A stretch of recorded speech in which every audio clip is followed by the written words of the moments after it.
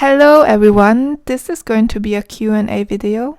I'm filming on my laptop and I'm going to look at my phone for the questions, so sorry for the video quality. I asked you here on YouTube and on my Instagram to ask me your questions. I'm probably going to make a second part to this video because I got a lot of questions and I want to start with the ones that I got from YouTube. If you have any questions, please ask them in the comments below and I will answer them in the next Q&A video. Okay, so the first question is how to astral project consistently. There are 3 times during the day when you can astral project. So it's before you go to sleep, which is very difficult. I never did it, but I don't want to say that it is impossible.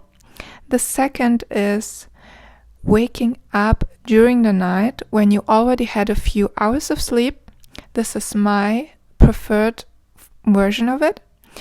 And the third one is to astral project before you are taking a nap in the afternoon. So the advice that I want to give you is going to relate to the second type. So when you are trying to astral project during the night, that's how I do it most of the time.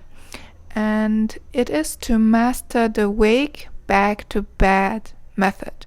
This is the most important tool. If you master that tool, then you're going to have frequent astral projections.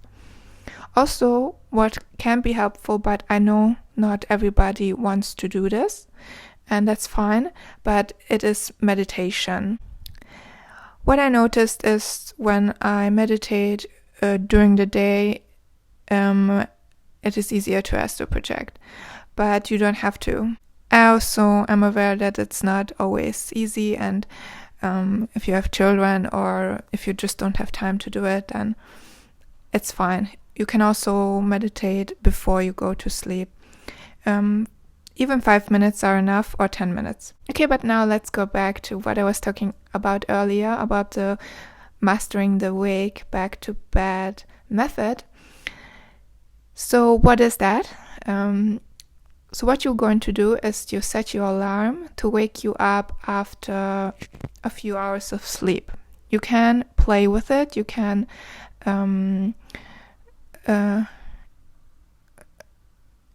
try to figure out what is best for you. Sleeping for 4 hours, waking up, sleeping for 6 hours and then waking up, sleeping for 2 hours and then waking up. So you can play with this. This will help you to master this technique. Okay, so let's say you set your alarm to wake you up after 6 hours of sleep. So you wake up. What you have to do now is to stay awake for at least 5 minutes. What I do usually is I look at my phone, I sit up. I'm not leaving the room, but you can leave the room. But you should not stay awake for a very long time because it's going to be more difficult to get relaxed again and to make the body fall asleep. So you should try to do it for 5 to 10 minutes. You should achieve a state where you are kind of awake, but still very sleepy. When you're too sleepy, still you're going to fall asleep and you will not be able to do your technique. Do your astral projection technique. You have to find the sweet spot. This is what I mean with mastering the wake back to back method. There are little steps and you have to fine tune these little steps to make them work for you. Once you have the right amount of hours to sleep and then the right amount of minutes to stay awake, this is a very important part of this technique.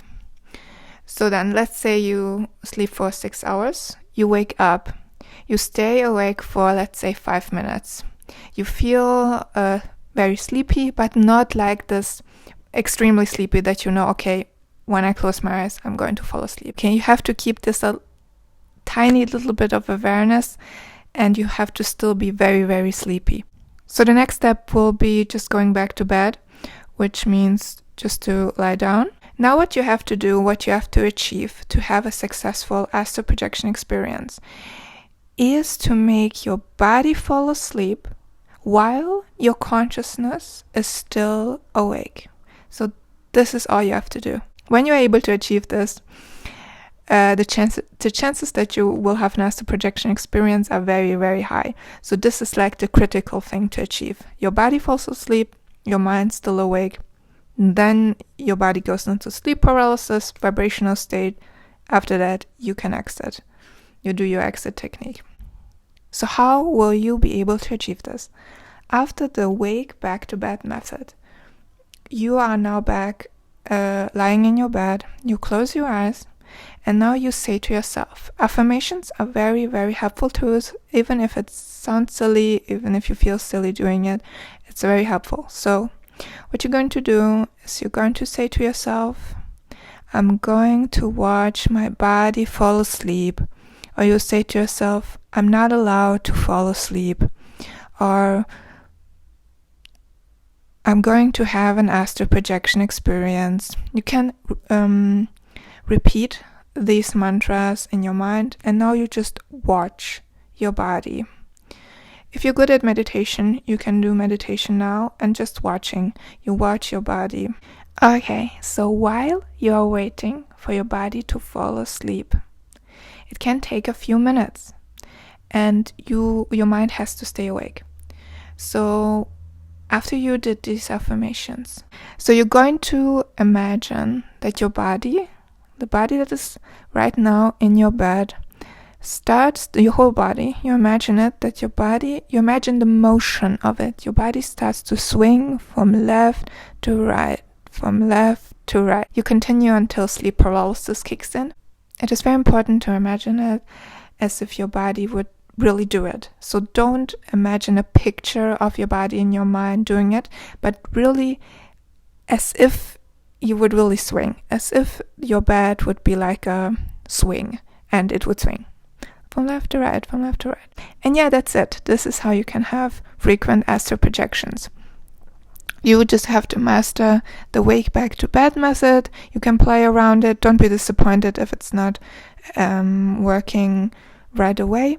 So to sum it up, master the wake back to bed method when you try to astral project during the night, and master the method where you have to make your body fall asleep and your mind stays awake.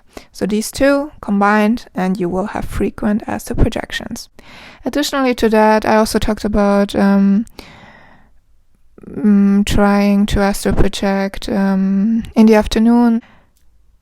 So when you try to astral project during the day, when you're somebody who can have naps in the afternoon, then always do it before the nap. So when you try to astral project before a nap, we skip the wake back to bed method, and we do the method where you have to make the body fall asleep and the mind stays awake. So what you do the exact same thing. You say the mantras to yourself, I'm going to watch my body fall asleep, and then you start the swinging thing, or you just wait, or you meditate till your body falls asleep, and you will be able to astral project. Okay, that was a very long answer, but I hope it was helpful. This is some helpful advice for beginners and for people who want to have astral projections regularly. I hope this was helpful. If you have any questions regarding my answer, regarding the wake back to bed method, leave them in the comments. Thank you. Okay, the second question is, do you ever think Kundalini is trying to communicate with you? The answer is yes. I think Kundalini is trying to communicate with me, or it is actually communicating with me, but not with words. So not like, it's not talking to me with the words. The way it is communicating with me, and ever since I had the awakening, is that it is kind of rewarding me every time I'm taking a step into the right direction. So what I mean with it, after the Kundalini awakening, I talked a little bit about it in my other video. Kind of a cleansing process is starting, like a cleansing program is activated in the body. And the Kundalini tries to cleanse the etheric body, the energy body, astral body. It is trying to cleanse it from blockages. And as I said in a previous video, I did not find any information about how to do this. There was no guru or somebody in my town or anywhere I could talk to help me with it, so I had to figure it out on my own. And the way I was able to figure it out, I researched a lot of spiritual topics and followed my intuition and tried different methods. And every single time when I did something that worked, I would get this intense energy floating through my body. It would be like this intense aha moment, and physically I would feel like, oh, and like as if the etheric body would suck in and the chakras would suck in a huge amount of energy into the system, to the point where also I was able to see like light coming into my eyes, like different things would happen every single time I would do something that was working, every single time I took a step into the right direction. So what I did with this information was just to follow what worked, just to follow every single time something worked. And maybe it didn't work the next time. Then I had to understand, like, why did it work the first time? Like, it was really a trial and error, and it took years and years and years and years until I came to this point where I'm just so very, very, very close to fully understanding it. And I'm very close to fully healing the body mind. I talked a lot about new things that started to happen with Kundalini in my previous video, what happened after I was pregnant, what happened after pregnancy and after my child was born. There were some very exciting changes. So yeah, Kundalini is communicating with you. It is trying to heal you. It is trying to show you how to heal yourself. It is giving you clues. It rewards you once you do something right, once you do something that is working, and you have to continue this path. You have to find these little breadcrumbs and follow the breadcrumbs. At the end of the road is a fully healed etheric body, which is helping in turn heal. It is helping keep your physical body also healthy. Yeah, because clearly everything is connected. All these different bodies are connected. I'm going to talk about all these different layers and my healing technique in the future. I'm also working on a book. I started to write immediately after my Kundalini awakening, writing everything down, and I'm working on this book. I don't want this video to be very long, so I'm going to talk about the Instagram questions in the next part. So this question is about Siddhis. So it was thoughts on magic, the Siddhis being considered a distraction for enlightenment. So what are Siddhis? For those who don't know, I was looking for a definition. Okay, I found a definition I want to read to you. So Siddhis are supernatural powers or abilities that are said to be acquired through deep meditation, yoga, or other spiritual practices in various Indian traditions. They are considered extraordinary abilities beyond normal human capabilities. So, for example, like astral projection. So my answer is that yes, they can be distractions, but they are also very powerful tools and very helpful tools. Enlightenment in the physical reality means that you are awake in the dream of the one who is dreaming this dream, and you are the dreamer. So you are awake in your own dream. It is enlightenment is to see the world from the perspective of the one observer. So most people are viewing the world from the perspective of the ego, the personality. And once you are enlightened, your perspective switches from this personal perspective, from the perspective of the person, the ego of this being that you are right now, to the perspective of the one observer that is behind all of that, behind this avatar. And when you are in the perspective of the avatar, the consequences are suffering. Once you switch the perspective, there's less suffering. You can be free from mental, emotional suffering. So yeah, the astral plane, these different planes of existence, are just different layers of also this world. They're just different worlds that you can also get lost in, just as you can get lost in the physical reality. So when you're lost in the ability to astral project doesn't automatically mean that you are enlightened. It is a very helpful tool to reach enlightenment, but this is not a guarantee that you are enlightened. Many people can astral project spontaneously since their childhood, but it doesn't mean that they are enlightened.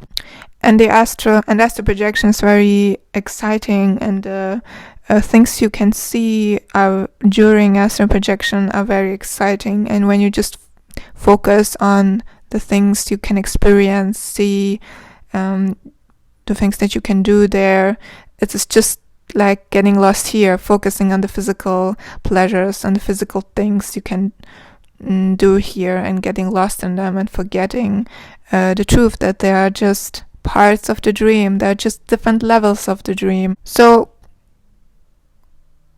astral projection or different abilities, psychic abilities you can gain from living a spiritual life, or you gained spontaneously, are very, very great tools. They're great tools to heal yourself, to help you understand reality, to help you understand yourself, to help you reach enlightenment. They're very great tools, but they're always just tools. And you should never forget, you should always have this background awareness that they are just part of the illusion, just part of Maya, just part of the simulation. They're just part of the game. Just like the physical reality is part of the game, the astral planes are part of the game, the dream world is a part of the game.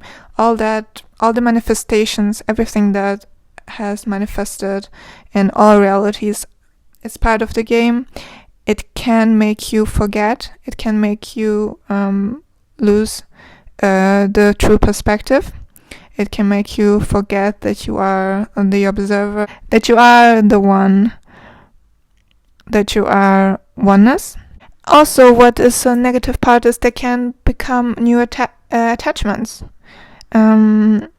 Attachments are a cause of suffering. The experiences you experience on these different planes will create new attachments when you are not the observer.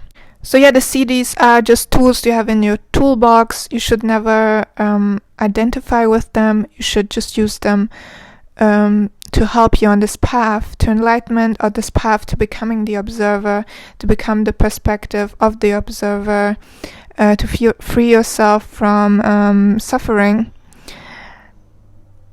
So yeah, the answer to your question is that yes, there can be distractions if you use them the wrong way, but if you use them the right way, they're very great tools, and they're also fun. It's entertainment. You should just see it as that. You should see it for what it is, fun and entertainment, and something exciting to do, something to learn from. Just don't get lost in the dream. Okay, so that's it for this video. Thank you so much for your questions. Please ask your questions in the comments below. I'm going to answer them in future videos, and I'm going to make a part 2 to this video where I answer the questions I got from Instagram. Follow me there. You can talk to me in the DMs, And yeah, I hope this was helpful, and see you soon. Goodbye.